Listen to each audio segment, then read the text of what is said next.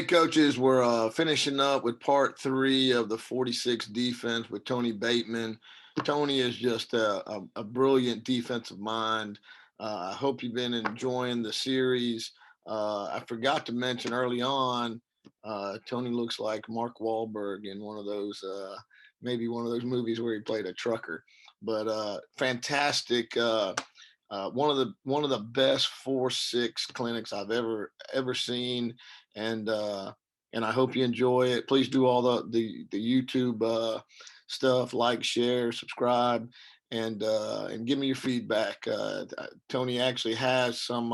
He wants to do another clinic with zone concepts behind the 46. So like and comment that you'd want to see that. So appreciate you watching. Thank you, coaches. So that's the difference between knowing, hey, we're going up against the run, we're going up against the pass. This might not be much in the game plan this week, or this is going to be heavy in the game plan this week. And then you teach your kids down in distance. It's 3rd and 11. Go ahead and call this. They're probably going to call football. Okay? But don't be sitting here and telling my kid, tank, don't be telling my D-line tank and twist on 3rd and 2, and you run my mic out here and they run power over here. Now, I'm not going to be happy about that. So the greatness of the system, and that's why players in the 80s and 90s that played in it excelled, because you're giving the players some of the ownership of the system. It forces them to learn it because you can't play in it if you don't learn it. I'm giving you a little bit of a leeway to call this, call that, have some freedom, have some fun in there. But if you don't learn it, you can't do that. You have to learn it first. If you're in practice and your mic is yelling twist and you're simulating, inside run drills in the goal line, hey, son, come here. Why are you running yourself out here where we're getting ready to get an interior run inside the 10? You're teaching the kids simulating situational football and making them learn the scheme that way. The cool part about it is you're able to do that because they know how to align the formation the minute you break the huddle. And for you tempo teams, that's why AFC is so big for us. You want to stay in the same formation all night long? Or for the first draft? Cool. We've been taught all summer to align to the formation. So you're not going to misalign us. You're not going to tempo us. We know what we're looking at. 1 back or 2 back, 5 service, 6 service. We know what we're looking at. So if you want to come down the field and stay in a certain personnel group, cool. We learned that back in June. This is how we align to it. And it makes it easy for me as a play caller on the sideline because I don't keep having to call 35 different fronts all night. We have a real simple signal. If they see my fist up in the air, I want you to align to what you see. If my fist is not in the air, I'm going to be calling a front I want you to get in. But as long as I'm holding my hand in the air at the Statue of Liberty, when my mic turns and looks at me and the free looks at me, we're going to align to what we see. And then when my fist in the air, I can yell a blitz in a coverage like that, or a stunt in a coverage like that. Because as long as I'm sitting there like this, I don't have to tell them how to line up. They already know. So are you calling the blitzes, or are you letting them call them? I call the blitzer. I let them call the action up top. Okay. So in other words, for instance, our mic blitz we call maniac. Okay? So if I'm here and I'm going to cover one, so I'll say, yo, one maniac, one maniac, one maniac, like that. I'm just yelling it like that. The mic is going to tell them what he wants them to do. Okay? And his rule is, like I just said, don't be running pass rush games in a run situation. Just teach the kids situational football. Kids can learn that, okay? And it goes from there. Now, if we call a timeout and it's a tight moment, I'm like, hey, I think we can get something on the slant here, or I got a guy up top telling me, hey, we're beating this kid across his face all night long, then I may say, hey, base maniac, shoot it, like that, because I want them to do that because we're getting some information saying, hey, we've been killing this kid across his face all night. So, but for the most part, I say about 70, 80% of the time, I'm giving these guys the freedom inside to have a little fun. And what you'll find as a position coach is, let's say we're done, they punch the ball, they score, I don't care what happens. You come to the sideline after one of those plays, you ask your jack linebacker, hey, what did you call there? Coach, I told him to shoot it. Guy up top saying, coach, we didn't get a good slant on that. So now you got something to talk to your D-line coach about. Hey, your guys ain't hearing the call, something's going on, you guys communicate. And next thing you look over, you got your jack backer, you got a couple of D linemen, and you got your 2 position coaches talking because kids talking on the field is a good thing defensively. So when you see that, now I got my position coaches talking on the sideline because, hey, my kid didn't get the call. He didn't hear you. Make sure he hears you, okay? And a lot of times, like my D-line coach last couple of years, he played at Winston-Salem State. What he does is he tells his D linemen when they hear it to echo it to the partner. So, for instance, if the jack calls it, he tells the three technique in the nose, hey, that's me and you, that's me and you, that's us, that's us. Communicate so you know, and plus the jack standing behind you automatically knows you heard it because he can hear you talking. He teaches the same way. That's what makes that defense so amazing. You hear DB coaches talk. Forget the DBs. I want all three levels talking. I want all three levels communicating because the same way you teach your secondary to communicate to stop the pass, if you got these 7 guys in here communicating with each other, you're going to be very tough to run against. That's kind of how it works. We always say talk as a secondary. Man, your linebackers and D linemen are what stop power, not your free safety. So those guys got to talk too. And it forces ownership of the scheme. And the next thing you know, after a couple of years of having this in, your senior Mike, who has a sophomore backup, he'll be able to tell him what he needs to do. You won't have to say a word. He'll say, no, look, don't call this, call that, because they're probably going to run the ball. So do this, okay? And if you do this, it'll open up like this. They'll be able to teach it, and that's how you get in your program tier levels, because kids will be able to explain it to a lower level player, and you find your job becomes easier. But it all boils down to AFC in the summertime, automatic front, automatic coverage. Tonight, I just went over to cover one stuff because we blitz a lot in cover one. One of the coolest things we probably do in cover one has nothing to do with a blitz. I'll give you guys this last little piece if there's no further questions. One of the coolest things we do in cover one, now I don't advise this if your defensive end is not an athlete. One of the coolest things we do, how many of you guys have heard of cover one robber, cover one rat? Everybody knows what that is. It's very popular, especially with your Power 5 teams. We know what that is, okay? People have always asked me, I'm just going to give y'all a quick 4-wide look. Okay? Coach, you're in a 5-man front. How can you run that and get away with it? I'm going to show you how we do it. Okay? If we run cover one robber or cover one rat, whatever you want to call it, all right? In our system, there's 2 position groups that are very similar. These 2 guys are very similar. Your jack linebacker and your strong safety. The closer they are in skill set, the tougher you're going to be. Think of them like apex players if you're a 4-2-5 guy. You want those 2 hybrid guys to be very close in skill set. Our first level of skill set, guys, is the bunk linebacker and the defensive end. The closer these 2 guys are in skill set, the tougher you're going to be against the run. What we do when we want to run cover one robber is we blitz peel.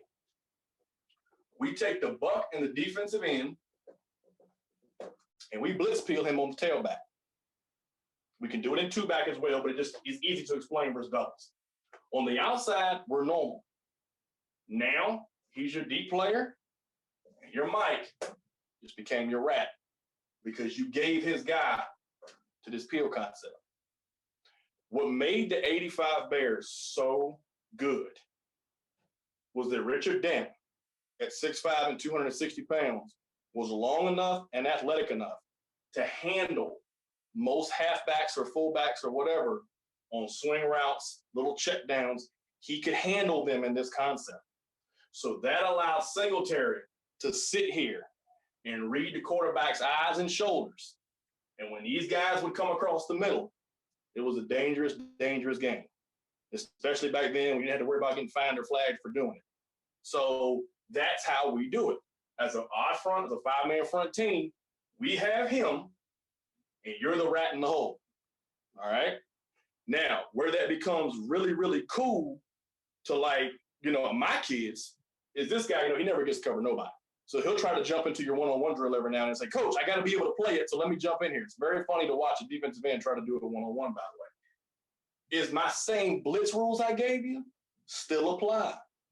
So let's say I want to blitz the jack while I'm doing this. He comes here. He's going to rotate and play it, but I still got what? Still got my rat in the hole. Okay? And if he happens to go this way, well, guess what? The Buck's coming with the jack because we're blitz people. If he steps over here, not to go on a route, but to pick up this jack backer, here he comes because he went the opposite way. Our rule is if they're gone, you're gone. If they leave you, go. So that's how we run basic, what you see on Saturday afternoon all the time. Alabama does it. Clemson's really good at it. Cover one, robber, cover one. That's how we do it. Because do you know how often with this look right here that this kid is never going to go out on the route? Never. We face so much big on big. This kid would just stand up here and pop his feet beside the quarterback for like 3 or 4 seconds. So many coaches don't send him out because when they see this right here, they know you're having to block that one-on-one. So they all week in practice, what is that? Schematic and mental pressure. They're telling this kid, hey, you might have to help out on this guy this week. You might have to help out on this guy this week. So about 2 series in, you haven't sent your tailback out yet? Oh, yeah, I'm calling this because what's going to happen? He's not going to go out on the route. So both of these guys going to have the freedom to rush. And I'm still playing you cover one robber. My mic is free to headhunt inside, and my free safety is back here being a ball hawk. So you're allowing me to run what are typical 40 front concepts from a 50 front because I'm dictating to you. And you didn't send that kid out. So as I've showed you tonight in our basic cover one stuff, you've seen some of our run stunts, you've seen the pass stunts, you've seen how we can switch our front around 2 or 3 different ways.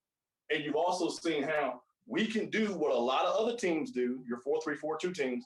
We can run cover one robber. We can blitz our strong safety. We can blitz from the boundary. We can blitz the corner. We can do everything every other defense can do.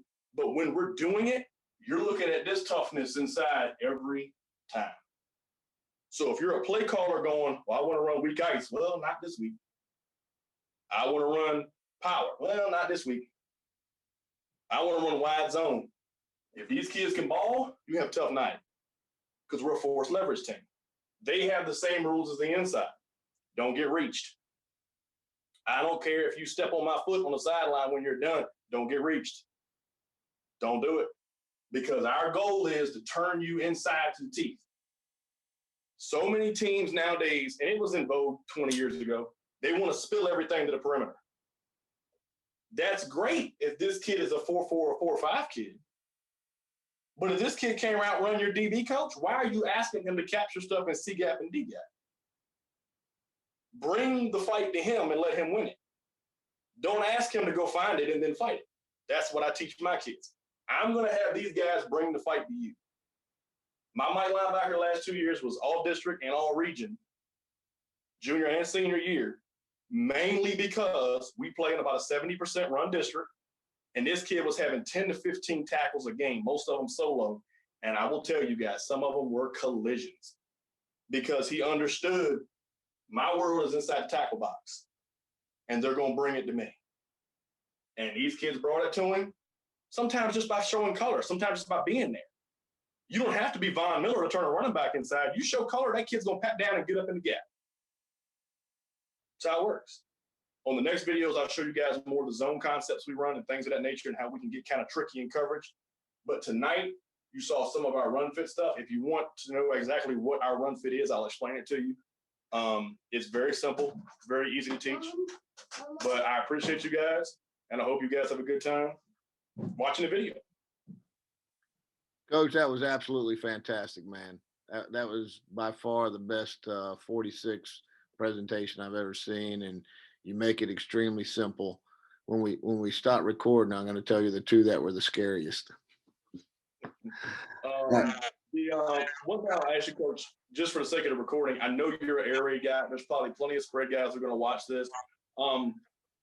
Shoot me a couple of things just off the top of your head that you're like, okay, Coach, would this give you a problem? Would it not? And I'll give you an idea conceptually how we would align to it and what we would do. Okay, we'll do. And we'll get together again and get the zone stuff. But you did an absolutely fantastic job, brother. Thank you, sir. I appreciate it. I hope you guys enjoy it. If you have any questions, you can reply on the YouTube channel or you can reach out to me directly on social media, and I will give you all the information I can. It's hard to find cut-ups because most of this stuff was ran back in the 90s, but I can try to send you a few things that we actually run that you can see live. Sometimes the head man doesn't want entire game film sent out. So I promise him I don't do that. But if you want to see some highlight reels or some different things, I can definitely hook you guys up with that. Awesome, man. And I'll put your Twitter on here also for him to contact you. I actually don't use Twitter. I do use Facebook. I don't use Twitter. But if you go on Facebook, there's actually a page called 46 Football. And if you go on there, that's actually my page. You can go on there. You can message me directly that way. And I'll send you guys any information you want. I do have some PowerPoints on what you saw tonight and other things that I can send you via email. And you can kind of look at and kind of go through all these rules I've talked about tonight. The rules are simple. And once your kids learn them, anytime a kid's playing simple, he's playing fast. Awesome, man. Great job. Thank you.